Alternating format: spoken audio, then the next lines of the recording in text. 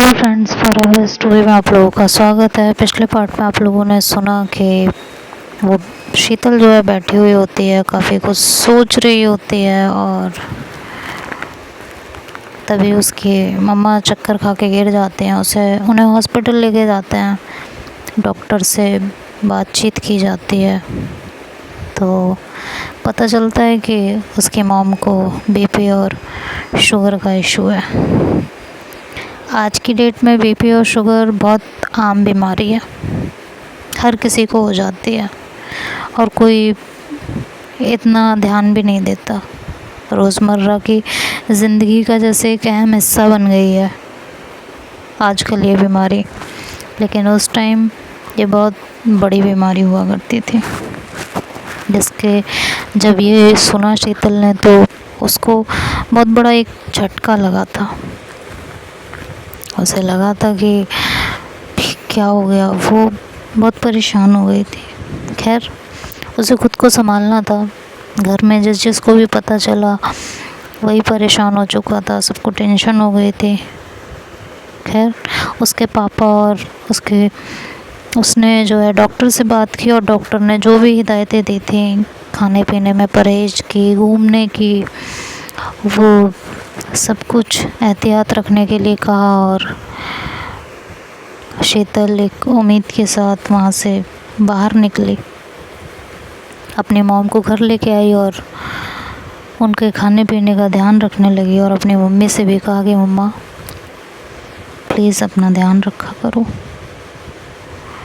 आपको पता है ना हमारी ज़िंदगी में आपसे ज़्यादा इम्पोर्टेंट और कुछ नहीं है। अगर आप अपना ध्यान नहीं रखोगे ना तो हमारे पास कुछ बचेगा नहीं। मैं आपसे रिक्वेस्ट कर रही हूँ, प्लीज़ अपना ध्यान रखिए। आप जो कहोगे ना मैं करूँगी, लेकिन आपको अपना ध्यान रखना पड़ेगा, समझिए आप। ये लापरवाही बिल्कुल नहीं चलेगी, बिल्कुल भी नहीं। समझिए आप कि नहीं। उसकी मॉम उसकी तरफ देखते हैं और कहती हैं समझ गई जी, नहीं चलेगी ये लापरवाही और आइंदा ये लापरवाही होगी भी नहीं। अब तुम रोना बंद करो। उसकी मम्मा भी अपना ख्याल रखने लगती हैं और घर का हर मेंबर उनका ख्याल रखने लगता है। धीरे धीरे ज़िंदगी उस बीमारी के साथ पटरी पे आने लगती है, जो कि हर ज़िंदगी में होता है। दिन गुज़रते जाते हैं, महीना, 2 महीना, 4 महीना, 5 महीना, ऐसा कुछ ख़ास नहीं हो रहा होता ज़िंदगी में। सब कुछ वही डेली रूटीन का चल रहा होता है, डेली रूटीन की लाइफ चल रही होती है, ज़्यादा कुछ ख़ास नहीं होता। और धीरे धीरे करके वो साल भी गुज़र जाता है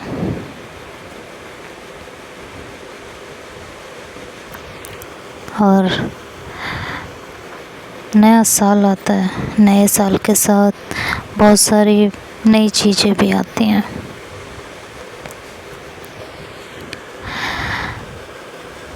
नए साल के साथ नई खुशखबरी ये होती है कि प्रिया की शादी तय हो जाती है। मार्च में शादी थी और सबसे अच्छी बात ये थी कि लड़का बम्बई में ही नौकरी कर रहा था, प्रिया के आसपास, जहाँ शायद प्रिया करती थी। तो शादी के बाद दोनों को साथ रहने के लिए भी कोई समस्या नहीं थी। शादी में अब सिर्फ धीरे धीरे करके 2 महीने का समय बचा था, जनवरी, फरवरी और मार्च।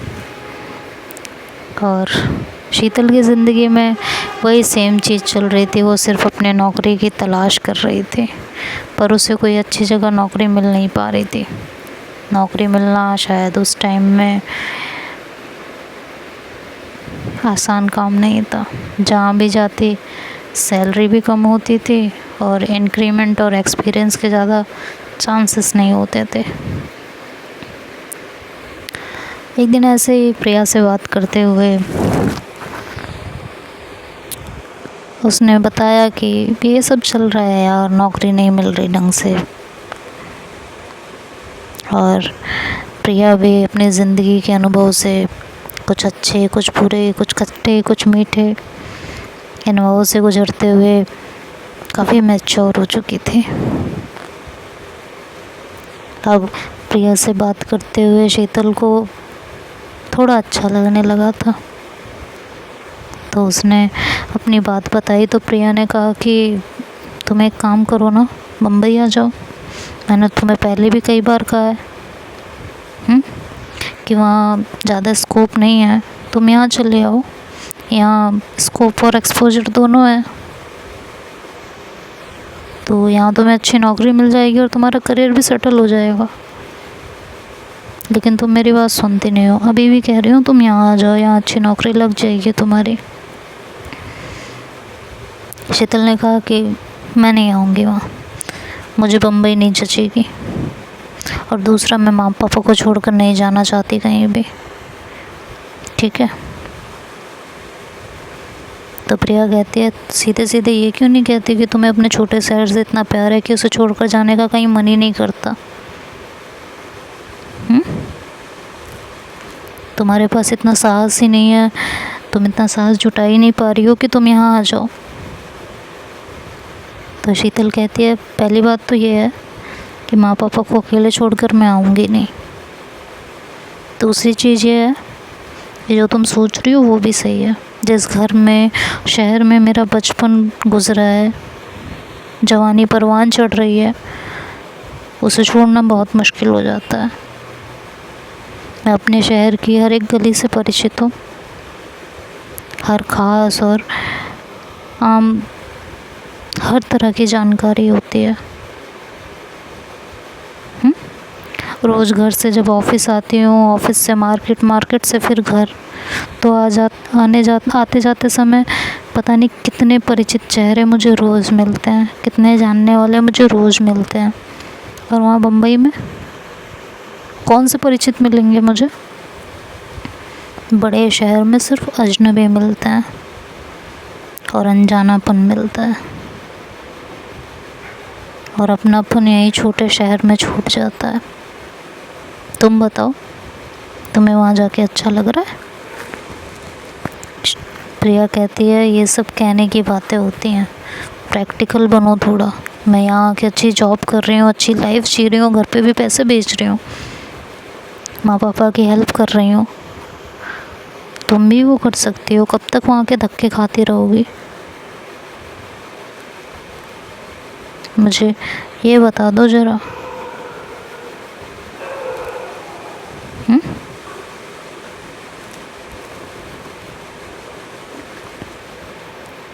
कहती यार मुझे इस बारे में कुछ नहीं सुनना। ये कह के शीतल फ़ोन काट देती है। धीरे धीरे वक्त गुज़रता रहता है। शीतल नौकरी की तलाश करती रहती है, और प्रिया को भी शादी में अब थोड़ा ही टाइम रह जाता है, तो वो भी घर आती है कुछ दिनों की छुट्टी लेके। तो शादी की तैयारियां भी शुरू हो जाती हैं, शादी की शॉपिंग, शादी की तैयारियां। नीलू के घर भी इनविटेशन कार्ड जाता है। ये सुन के शीतल की धड़कनें हाई मोड पे होती हैं कि अगर नीलू यहाँ आ गई तो मैं उसे फेस कैसे करूँगी, क्या कहूँगी उससे, क्या वो मुझसे बात करेगी, क्या हमारा बात करना ठीक होगा?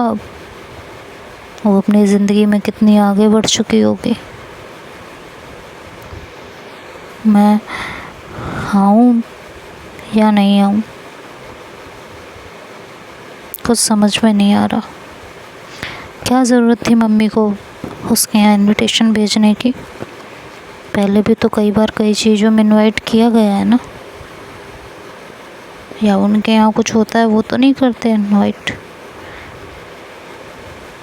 तो उसे क्यों इनवाइट किया गया? शालू भी अब घर आ चुकी थी, बहन की शादी थी तो आना ही था। शालू को देख के शीतल के चेहरे पे एक अलग ही मुस्कान आ गई थी, एक अलग ही खुशी, क्योंकि शालू से उसकी सबसे ज़्यादा बनती थी। दोनों तीनों बहनें एक अच्छा वक्त साथ साथ गुजार रही थी, लेकिन शीतल के दिल में एक अलग ही कश्मकश चल रही थी। एक अलग ही डर था कि अगर वो आ गई तो क्या करूँगी, क्या वो मुझसे बात भी करेगी?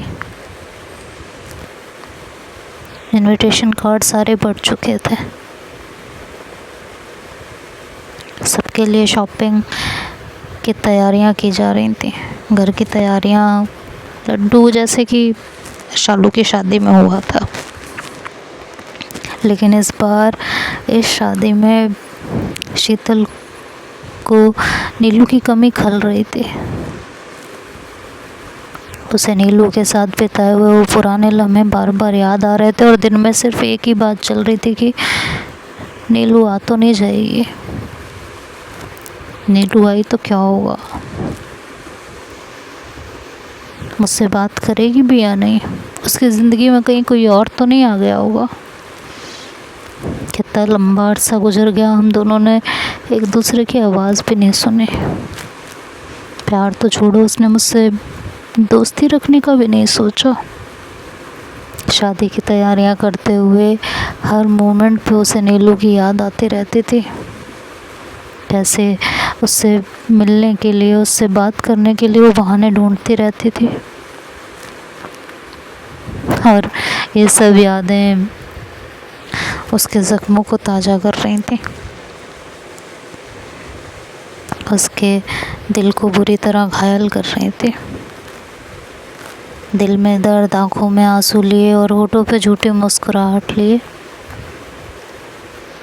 वो बस अपनी ज़िंदगी किसी तरीके से गुजार रही थी। उन पलों को अपनी बहन के लिए, अपनी फैमिली के लिए जीने की कोशिश कर रही थी। उसके चेहरे की उदासी शालू से नहीं छिपी थी। एक दिन उसने शीतल को बैठाया और पूछ ही लिया कि क्या हुआ, तुम हंसने की कोशिश करते हो लेकिन लगता नहीं कि तुम अंदर से खुश हो। क्या चल रहा है? शीतल सकपका जाती है कि वो क्या जवाब दे और क्या कहे। कुछ कहना ठीक रहेगा, कुछ बोलना ठीक रहेगा, वो ये सोच के थोड़ी सी परेशान हो जाती है। शालू उससे बार बार पूछते कि शीतल क्या बात है, मुझसे तो शेयर करो। हाँ, तो शीतल कहती है कुछ नहीं, बस यही सोच रही थी कि प्रिया की भी शादी हो जाएगी, वो भी चली जाएगी, फिर इस घर में मैं, मम्मी और पापा, मेरे पास कोई अच्छी जॉब भी नहीं है, इस घर को कैसे संभालूंगी, क्या करूंगी, समझ नहीं आ रहा है। बस यही सारी चीज़ें हैं जो दिमाग में चल रही हैं, जो सुकून नहीं दे रही, जो टेंशन दे रही हैं। शालू शीतल को अपने सीने से लगाते और कहते हैं सब ठीक हो जाएगा, इतना मत सोचो, वक्त के साथ साथ काफ़ी समझदार हो गई हो और तुम अच्छी जॉब मिल जाएगी तुम्हें, इतना टेंशन लेने की ज़रूरत नहीं है तुमको। शालू के गले लग के शीतल की आंखों में आंसू आ जाते हैं। जो अंदर दर्द उसने दबा रखा होता है वो आंसू के रूप में बाहर आने लगता है। तो देखते हैं अब आगे क्या होगा, ये तो नेक्स्ट पार्ट में सुनेंगे। तब तक के लिए बाय बाय, टेक केयर।